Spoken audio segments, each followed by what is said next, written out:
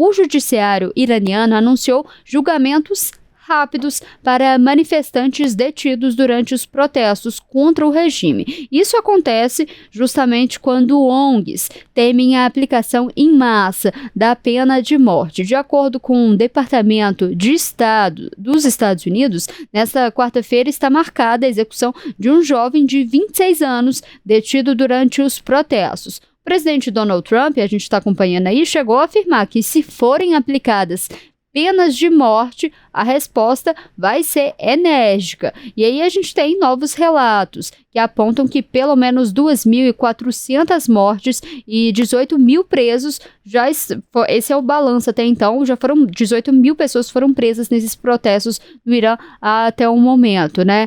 E aí aqui eu queria já chamar o Fred para a nossa conversa. Fred, quando o presidente americano fala em medidas mais duras, isso não é uma ideia arriscada? Sim, é uma ideia arriscada porque ele já vai colocando limites, né? O que a gente chama de linhas vermelhas, que caso elas sejam ultrapassadas, vão acarretar reações imediatas por parte do país, né? É uma estratégia que congela o espaço, ela é muito eficiente quando você tem o domínio completo da situação, então a impossibilidade do outro reagir. Mas se ele reagir, se ele bancar essa aposta, ele quebra a confiança na capacidade de aplicação das sanções. Então, por exemplo, na época da Síria, né, do Bashar al-Assad, o então presidente Barack Obama havia falado que se as forças sírias usassem armas químicas contra a sua população, eles iriam intervir. Bashar al-Assad bombardeou várias cidades com armamento químico, e os Estados Unidos não fizeram nada. Então, dali em diante, a situação só foi agravando, criou-se uma guerra civil de grandes dimensões na Síria, e nós vimos o que aconteceu em seguida. E aí, Fred, uma questão, até uma pergunta também, regimes ditatoriais costumam cair só quando as forças, né, o exército, as forças armadas param ali de reagir. Isso não é o que está acontecendo no Irã, né? O Irã tem uma situação específica, né? Depois da Revolução Islâmica, criou-se duas correntes de forças armadas. Uma as forças armadas tradicionais e outra a Guarda Republicana Islâmica, né, que tem uma capacidade de treinamento, investimento até maior do que o exército regular. Então, você não vê essa movimentação na Guarda Republicana, obviamente, e houve até um pedido do filho do Shah Reza Pahlavi, que é o líder da oposição no exterior, hoje ele vive nos Estados Unidos, pedindo que o exército regular do Irã ele deserte e passe a apoiar os manifestantes. Eu ia falar justamente sobre isso, né? Porque quando a gente fala de uma oposição, a oposição no Irã não tem nenhuma estrutura e uma liderança também organizada, né? A gente não tem uma liderança única, visível. Normalmente, foram esses anos, desde 79 até agora, você tem um regime que foi muito opressivo em relação a isso, em relação às liberdades, acesso a meios de comunicação, liberdades de manifestação, de reunião. Então você não tem grupos organizados de larga escala. Você tem grupos de resistência, por exemplo, no Kurdistão, né, inclusive grupos armados, mas que lutam pela separação do Kurdistão ali que é uma região entre a Síria, Iraque, Irã, por aí vai.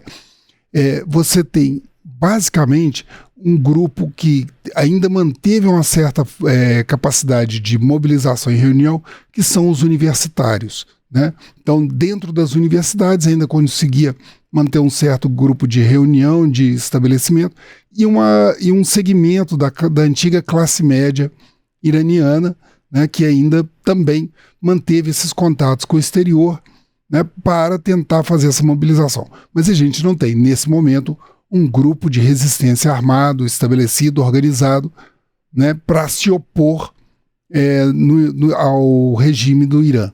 E aí, Fred, só queria até aproveitar para a gente voltar um pouco para o nosso tema. A gente tem alguns comentários, tem muita gente criticando essa questão da expectativa aí da execução desse estudante iraniano que está marcado para hoje, né?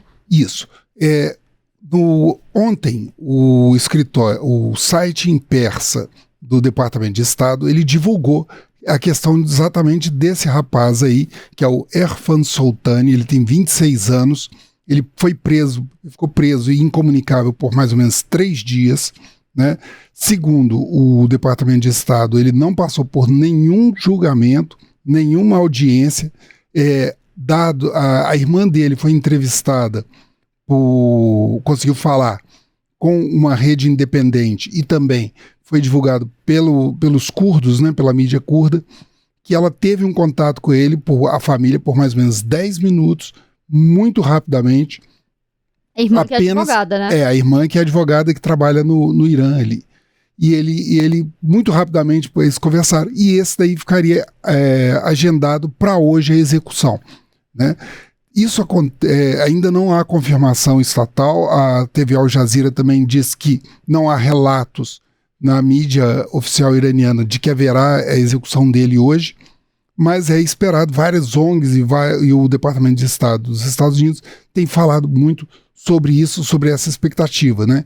Ele é de uma cidade chamada Karar, e ele foi detido nas manifestações. Ele havia falado com a família dele que ele já estava sendo vigiado pelas forças de segurança, né? Então ele acabou, nesse período, sendo levado e agora aguarda. Oficialmente, qual que é o crime que o governo iraniano está acusando ele? Ele de participação dos protestos participação dos protestos e levante contra o Estado Islâmico do Irã, né? Então, o que acontece?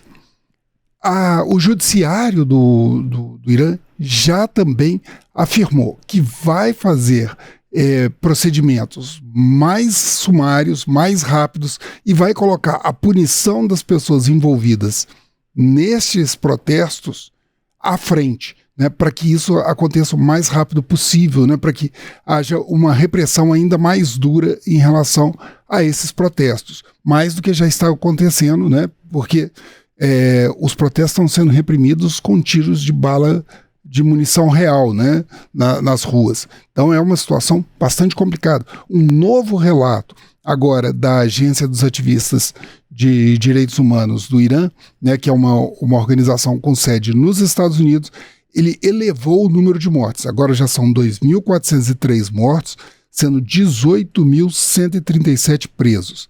Entre os mortos haveria 147 membros das Forças Armadas e de Forças de Segurança do Irã. O Irã divulga um número um pouco maior. Diz que hoje vai ser realizado, ou estaria sendo realizado, o sepultamento de pelo menos 300 membros de Forças de Segurança. Tem várias imagens disso, inclusive circulando, né, nas redes sociais, desses funerais. Imagens muito fortes. Eles têm conseguido, apesar de já estarmos no 6º dia de bloqueio de internet no Irã, eles conseguem de alguma forma driblar. Algumas vezes eles usam aquele sistema Starlink do Elon Musk. Porque está sem comunicação, sem internet. Outras vezes eles conseguem contrabandear informações para outros países, como o Iraque, como esses grupos rebeldes no Kurdistão, e eles passam essas informações. Por isso que é tão difícil você ter essa confirmação do número de vítimas, né, do total. Mas a gente está tendo algum vazamento, algum acesso, algum tipo de informação que está sendo divulgado por esses grupos, por essas pessoas. E aí, Fred, a gente até separou também um post aí do presidente americano Donald Trump, porque logo quando começou esse acirramento dos protestos, ele também fez aí a manifestação, né, prometendo aí medidas mais enérgicas. Isso, né? Primeiro ele fez essa manifestação mais cedo na rede social dele, a Truth Social. Ele pedindo que os manifestantes continuassem, porque a ajuda estava chegando.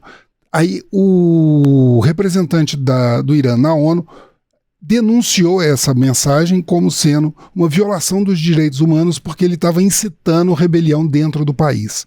Passado algumas horas, o Donald Trump foi entrevistado e ele foi perguntado para ele sobre a questão das penas de morte. E ele falou que ele estava se inteirando sobre o assunto, né, que ele ainda não sabia definitivamente, mas que se houvesse alguma execução pública de manifestantes, haveriam respostas enérgicas. E ele já havia sinalizado o uso de forças armadas com relação a isso. Então, você vê, Já falou de sanções, né? Ontem ele anunciou as sanções de 25% para quem quer que negociasse com o Irã. E agora, o que acontece? Diante dessa fala de uma possível retaliação dos Estados Unidos às execuções, oficiais do governo iraniano já falam em ameaças a bases militares dos Estados Unidos na região, né? Essa daí, que é a base de Al-Udeid, no Catar, que é a maior base norte-americana no Oriente Médio, ela tem 10 mil militares e ela chegou a ser bombardeada em junho, quando houve a guerra entre o Irã e Israel. Mas essa base já houve uma ordem de que parte do pessoal seja desmobilizado e enviado para casa para motivos de segurança. Essa é uma base muito importante para o controle do Golfo Pérsico, do Estreito de Hormuz, por onde saem, né, os embarques de petróleo, principalmente da Arábia Saudita, inclusive do Irã, né? É uma instalação muito poderosa. Mas os Estados Unidos ainda tem outras. Tem no Bahrein, tem na Arábia Saudita, tem instalações militares permanentes também no Iraque, na Síria, Jordânia, né, Egito. Então, todas estima-se que mais ou menos 40 mil militares em todas essas bases. E todos eles estão começando a ter também um alerta com relação a essa possibilidade de mobilização das tropas das Forças Armadas iranianas que vieram após essa guerra de junho, tentando se rearmar, né, recompor o seu estoque de mísseis, né, que foi amplamente utilizado nos bombardeios a Israel, né, durante aquele período. Fred, tem um comentário aqui, aí os Estados Unidos falam o seguinte: os Estados Unidos nunca defendeu direitos humanos, sempre foi movido por interesses econômicos. Qual que é o interesse dos Estados Unidos no Irã? Os Estados Unidos ele tem um histórico de contraposição ao Irã desde a Revolução Islâmica, né? Até 1979, o Shah era um aliado direto e foi colocado no cargo, no comando do Irã, justamente a partir de um golpe de Estado promovido pela CIA em 1953 contra o governo Mossadegh, que havia nacionalizado as reservas de petróleo, né? Não se pode negar, o Irã também é a terceira maior reserva de petróleo do mundo. Tem o Donald Trump é muito guiado pela sensibilidade da população americana ao preço do petróleo, e você vê a questão de como foi a intervenção na Venezuela, mas também não é só isso, né? O Irã é um grande fomentador e tem pretensões de expansão, de hegemonia no Oriente Médio, se contrapondo a vários aliados históricos e interesses dos Estados Unidos na região. Esses aliados que são a Arábia Saudita e Israel, principalmente, né? Então, a expansão de um regime islâmico, né, conduzido pelo Irã, que durante anos financiou grupos como o Hamas, o Hezbollah, né, o Jihad Islâmica, os rebeldes Houthis que volta e meia bombardeiam e atacam navios cargueiros no Mar Vermelho, tudo isso gera o embate. Então, o fim de um regime atual para os Estados Unidos, principalmente para os interesses do Donald Trump, atende esse interesse. O fim de um regime islâmico atende esses interesses do Donald Trump, tanto do ponto de vista energético quanto do ponto de vista geopolítico e estratégico. E aí, Fred, você estava falando que quando questionado nessa entrevista, o Donald Trump falou das penas ali de morte, você falou que ainda estava se inteirando sobre esse assunto, mas você estava comentando comigo de quais países até hoje que tem pena de morte, né? Quais que são? Sim, você tem mais ou menos 150 países que têm pena de morte. 15 deles praticaram execuções no ano passado. Os 3 países que são considerados pela Anistia Internacional com maior número de execuções são a China, apesar deles não terem números específicos que mostrem esses dados, o Irã e a Arábia Saudita. No caso do Irã, foram 972 exatamente, sentenças de morte em 2024. Né? Então, por crimes como homicídio, tráfico de drogas, crimes contra a República Islâmica e crimes até durante um período relacionados ao já extinta Polícia da Moralidade. Desde 2022, com os protestos pela morte de Mahsa Amini, né, que foi morta porque ela estava usando de forma inadequada o véu islâmico, né, ela foi agredida pela Polícia da Moralidade e não resistiu aos ferimentos.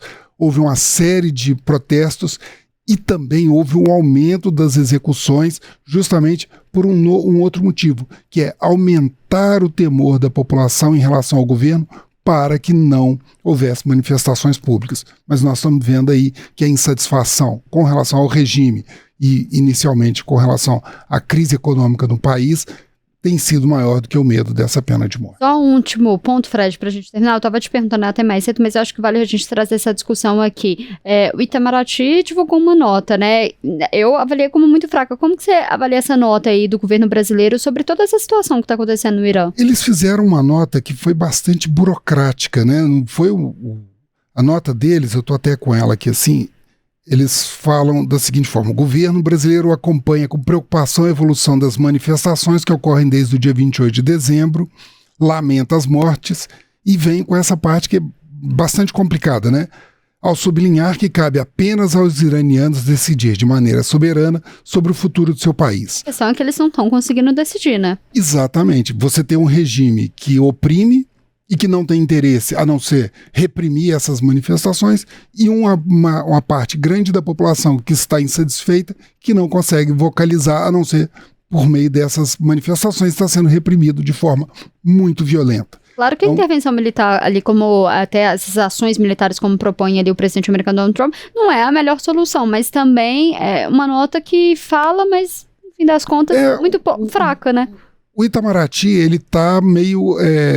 essa resposta burocrática, ela se dá no meio de uma situação. Primeiro, o governo ressalta a questão da soberania, que é um dos princípios nossos de política externa, e ressalta também a defesa da autodeterminação dos povos, mas fica dentro daquele limite que o Brasil não sabe como agir nesse momento, entre que está num processo de reaproximação aos Estados Unidos, ainda tentando escapar do tarifaço. De boa parte do tarifaço que foi aplicado já foi retirado, mas ainda há setores, e agora está sob a possibilidade de sofrer um novo tarifaço, de ser alvo desses 25% de tarifas dos Estados Unidos, porque tem um comércio com o Irã, tem um comércio de mais ou menos 3 bilhões de dólares ao ano, e que principalmente, ele é muito importante na questão das exportações de milho,